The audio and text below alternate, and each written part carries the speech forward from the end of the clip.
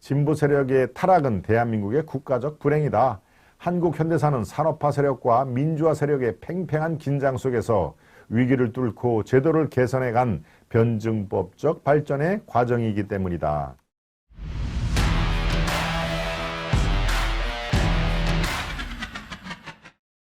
낡은 진보가 변해야 나라가 산다. 낡은 진보 변해야 나라가 산다라고 하는 도발적인 내용의 칼럼입니다. 오늘도 한 30여 가지 칼럼 중에 제가 갖고 온 이런 내용인데요. 여러분들 의견과 다르면은 어떠한 그 대안이 있는지 생각을 한번 가다듬을 필요가 있기 때문에 말씀을 드립니다. 제가 칼럼을 소개하는 건 이 칼럼 내용이 정답이기 때문에 칼럼 내용을 여러분들께 소개를 하는 게 아니고 상당히 그 디베이트, 토의를 하고 논란거리가 될 만한 그런 그 내용을 제가 갖고 온다는 점을 말씀을 드립니다. 진보가 변해야 나라가 산다 조선 칼럼인데요. 송재윤 캐나다 맥메스터 교수입니다. 역사학을 전공을 했고요. 칼럼은 이렇게 시작을 합니다. 지난 74년 대한민국은 산업화, 민주화, 선진화를 달성하고 세계 10대 경제대국으로 우뚝 섰다. 인류사에서 한국처럼 급속히 발전한 사례는 매우 드물다. 어떤 이는 개혁개방 이후 중국의 발전을 칭송하지만 이제 1인당 GDP 12,000달러의 중국은 인권과 자유를 억압하는 일당 독재의 개발도상국일 뿐이다. 중국 현대사와 비교해보면 한국 현대사의 위험은 더욱 빛나고 돋보인다. 한국 현대사는 쉽게 세 시기로 구분된다. 빈곤을 퇴치하고 산업화를 이룬 경제혁명의 시대, 인권을 신장하고 민주적 제도를 닦은 자유화, 민주화의 시대, 또 첨단 산업을 고도화하고 사회복지를 확충하고 문화예술을 창달한 선진화의 시대이다. 한국이 단기간 고도성장을 성취할 수 있었던 근본 동력은 무엇인가? 어떤 이는 유구한 역사 전통과 한민족의 우수한 DNA를 들지만 북한을 보면 민족주의적 설명의 허구성이 자명해진다.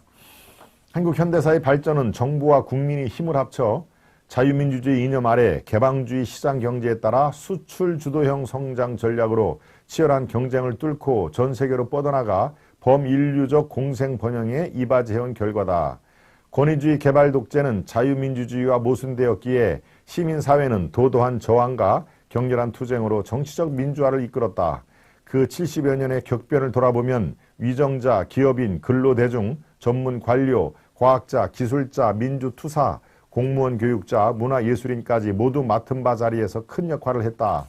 정치인들은 반대편을 헐뜯고 악마로 만들지만 단언하건대 한국 현대사에 히틀러나 스탈린 같은 역사적 빌런은 없었다. 빌런은 영어로 악당이라는 뜻입니다. 그러니까 역사적 악당은 없었다. 단언하건대 한국 현대사에 히틀러나 스탈린 같은 역사적은 악당은 없었다는 그런 내용이죠. 문제는 지금부터다. 한국의 굴기가 아무리 눈부시다고 해도 급변하는 국제정세 속에 실기하고 표류하면 급전직하 퇴락의 길로 갈 수도 있다. 다른 선진국과 달리 한국은 핵공갈과 군사 테러에 시달리는 나라다. 경쟁국의 도전으로 한국 기업의 기술적인 비교 우위도 사라지는 추세다. 상황이 위급함에도 한국 정치는 거의 절망적이다. 무엇보다 소위 진보 정치의 부패와 타락을 비판하지 않을 수 없다. 이제 여기서부터 본론이 나오죠. 무엇보다 소위 진보 정치의 부패와 타락을 비판하지 않을 수 없다. 과거 반독재 투쟁을 이끌었던 바로 그 민주화 세력이 지금 방황하고 있다. 정권을 잡았을 때 그들은 엉터리 정책과 내로남불의 추태를 남발하다 국민의 심판을 받고 권력을 잃었음에도 내부에서 반성과 자책의 목소리가 없다.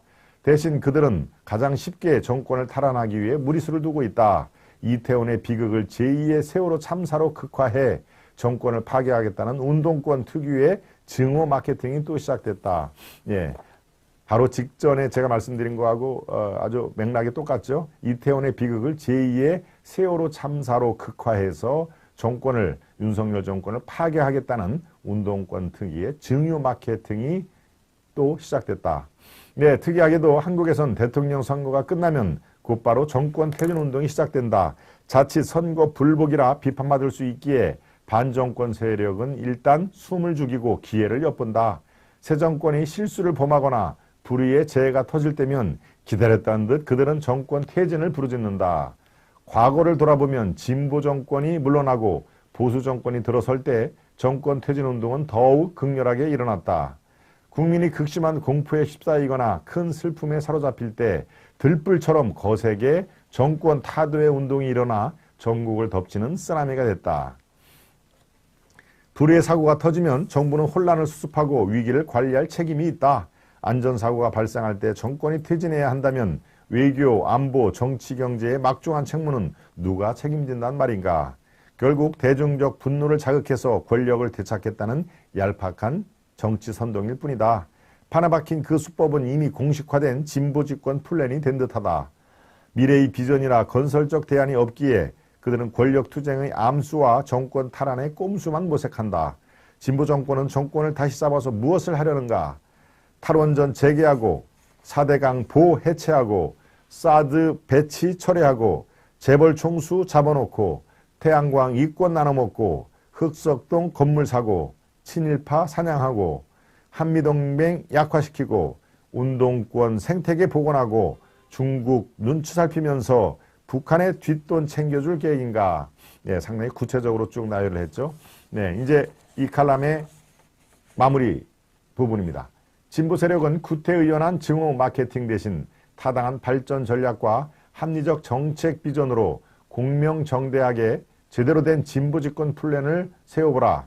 진보 세력의 타락은 대한민국의 국가적 불행이다. 한국 현대사는 산업화 세력과 민주화 세력의 팽팽한 긴장 속에서 위기를 뚫고 제도를 개선해간 변증법적 발전의 과정이기 때문이다. 네, 변증법이라는 건 쉽게 얘기해서 정반합, 예, 이쪽에 자유파가 있고 이쪽에 또 좌파가 있으면은 이 치열한 경쟁으로 정반합, 또 다른 진일보가 일어나고 역사적으로 계속 이렇게 앞으로 나간다는 그런 얘기죠. 변증법적 발전의 과정이기 때문에 이 이른바 진보 좌파의 저런 파렴치한 그런 만행들은 한국 정치에는 대단히 불행한 일이다라는 그런 그 뜻으로 저는 받아들입니다.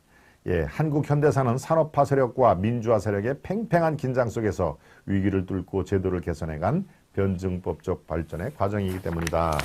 네, 이런 내용입니다만은 저는 말씀드렸죠. 저 이 칼럼 내용에 대부분 뭐 공감하는 부분이 있습니다만 부분적으로는 제가 공감을 할 수가 없습니다. 특히 진보, 그들이 이른바 진보 세력이라는 데에서는 저는 뭐 한 톨에 그런 그 동의를 할 수가 없는 상황입니다. 대한민국에 진정한 진보 세력은 없습니다. 진보라는 그들이 가장 듣고 싶어하는 말입니다. 이른바 보수라는 그 칙칙함 이런 것들을 상대적으로 이렇게 선전선동을 하기 위해서 우리는 진보다, 보수 대 진보라고 이렇게, 물론 보수라는 게 참 가치 있는 그런 그 컨셉인 것만은 분명합니다만은 워딩 자체가 그렇다는 얘기입니다.